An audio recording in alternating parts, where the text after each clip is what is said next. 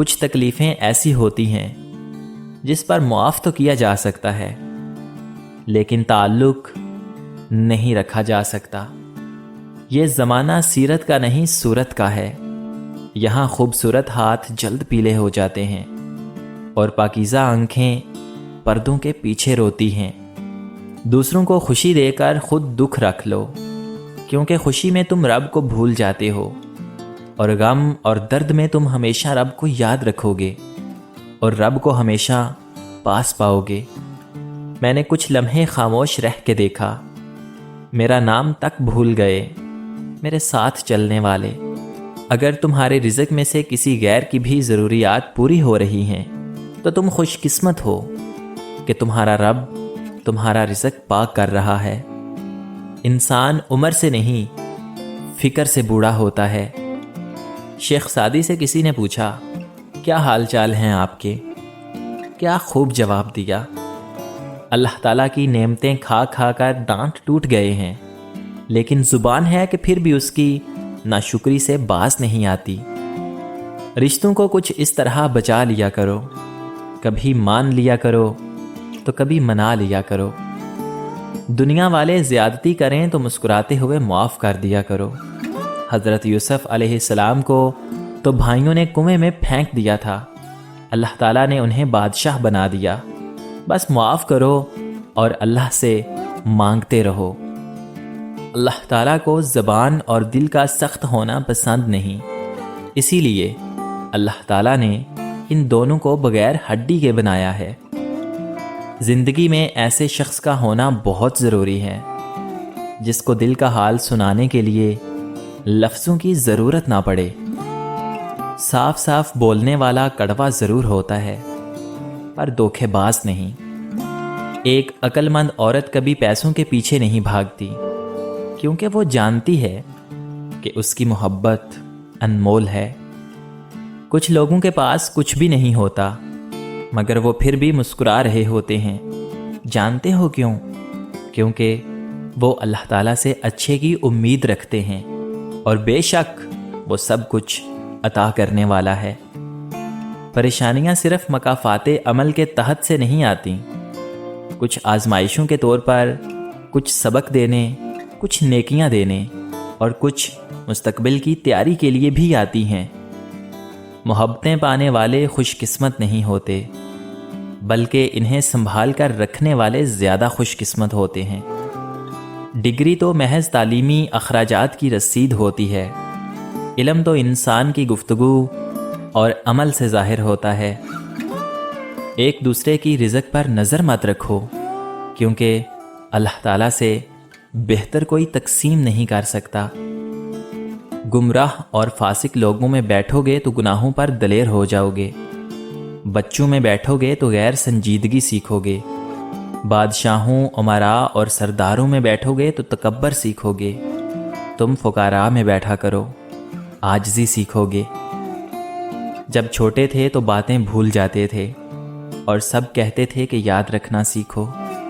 اب بڑے ہوئے ہیں تو ہر بات یاد رہتی ہے اور سب کہتے ہیں کہ بھولنا سیکھو۔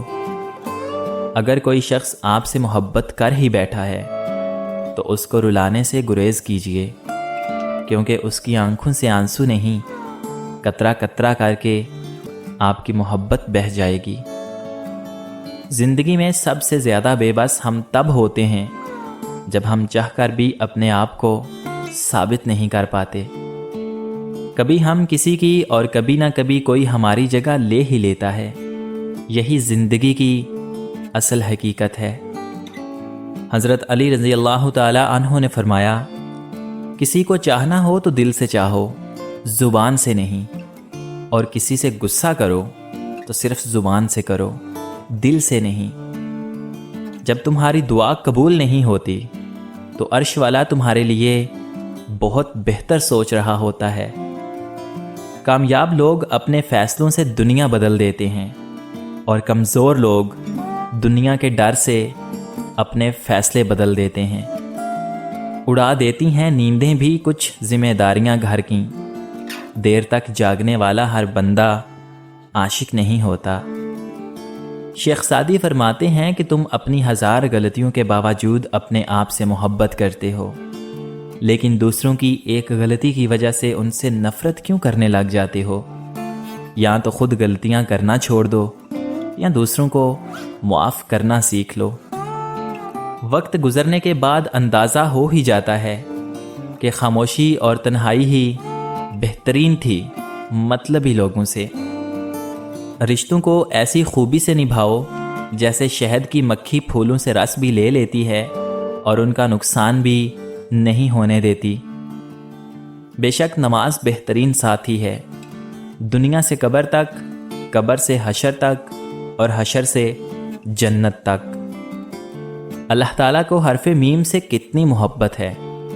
میم سے بنایا معبود، میم سے بنایا محمد، میم سے بنایا مدینہ، میم سے بنایا مکہ، میم سے بنایا مسجد، میم سے بنایا مدرسہ، میم سے بنایا مولوی، میم سے بنایا مومن، میم سے مجاہد، میم سے معراج، میم سے مبارک، میم سے ماں، میم سے محبت اور آخر میں میم سے موت۔